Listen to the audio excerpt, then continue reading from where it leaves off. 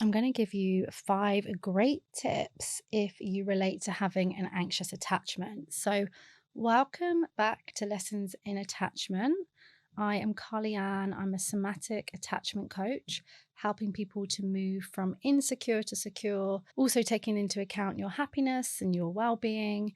And I really believe that you deserve a healthy love in your lifetime. So, like I said, I want to give you some tips for anxious attachment. So, with anxious attachment, the real fear to the point where it can be like intense distress and panic and upset, a fear around being left, abandoned. Really, if you feel like there's some kind of threat to your relationship, the situation with the person that you're attracted to at the moment, then it can be hugely distressing. So, I'm just going to give you a few pointers that might help you with this. The first I would say is, and I can actually I'm giving this tip, and I will say that I haven't done this. But I haven't needed to. Possibly, did I ever do it in the past? I'm not sure. I haven't needed to, but I've definitely recommended many of my clients do it. And that is to turn off the blue ticks on your phone. You don't have to do that if you're not checking. But if you're someone who's checking and your mood is dependent on whether or not that tick has gone blue and you've had a reply and how long since it's been blue or whatever, then turn it off. You might think, that's terrible. I won't know if they've read it. How will I cope? But just experiment a day with them off. Just see how you get on, or next time you're dating someone, just see if it helps a bit, because you might find that them going blue and then not hearing from them, that it really intensifies. And it's actually okay that it's blue and then you don't hear from them, because people just have different texting styles, right? So there's no need to read into it. And of course, for the situations where you're reading into it correctly and this person is leaving you on blue for hours at a time, not really, just crumbs basically, then well, it's just going to make you feel rubbish, isn't it? So the next is, try not to have a set time in your head that you need to hear from this person by. So what I mean by that is, you might find that you think, okay, I've got it. They're going to finish work at 6. They'll probably hear from them by 8. And then if you haven't heard from them by 8, you start to get anxious and lose your mind, because just anything can happen. They can be on the phone to someone else. They might be procrastinating themselves and scrolling on social media. They might have decided to stop and see a friend, just anything. Try not to have this set time that you must hear from someone by.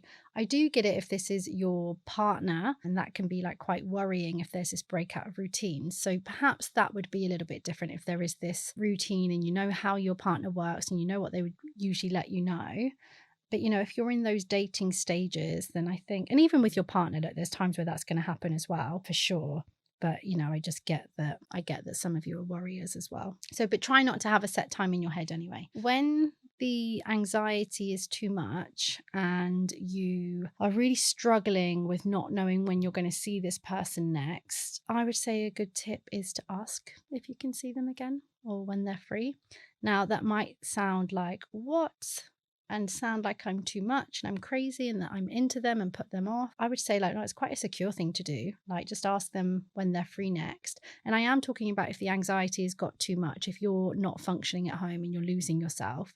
I think the alternative of asking when they're free is worth it. The next is to give yourself 15 minutes of mindfulness a day. You need to be working on, this is the one that will help you to move towards secure. And so will asking them, actually, that third point is actually, they will all help you move towards secure.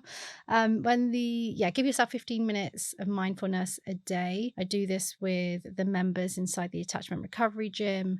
I encourage each of my clients to do this, and I do this as well.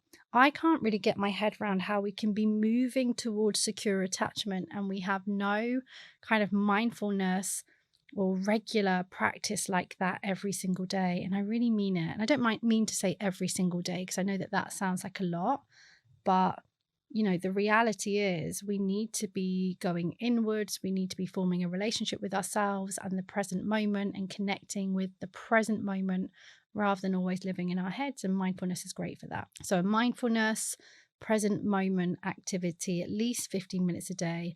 I say 15 minutes because you might struggle with longer than that. Being in the moment, being with yourself can be really difficult. You might need to start at 5 minutes a day. But inside the attachment recovery gym, we have a class 6 days a week, most of the time, 6 days a week, where we have a mindfulness practice. We have certain questions that we answer. We go inwards, we meditate. I change it up each day, with the exception of the diary that has the same questions to help you reflect on your triggers and the day ahead and things like that. So you can always check that out, and you can either join me live. Most of the people will watch it on replay because obviously it's different time zones. And the fifth tip is to get help. We know with anxious attachment that you need help. We know all of the pros and the benefits of being there with someone that can help you, that can listen, that can support you to feel secure, not just to teach you the skills. There's so much more to it than that in terms of the space that they support, the trust that you build. I wouldn't necessarily recommend that being a friend, and certainly I wouldn't recommend it being a partner. I think it's something that we really have to take responsibility. So certainly get help.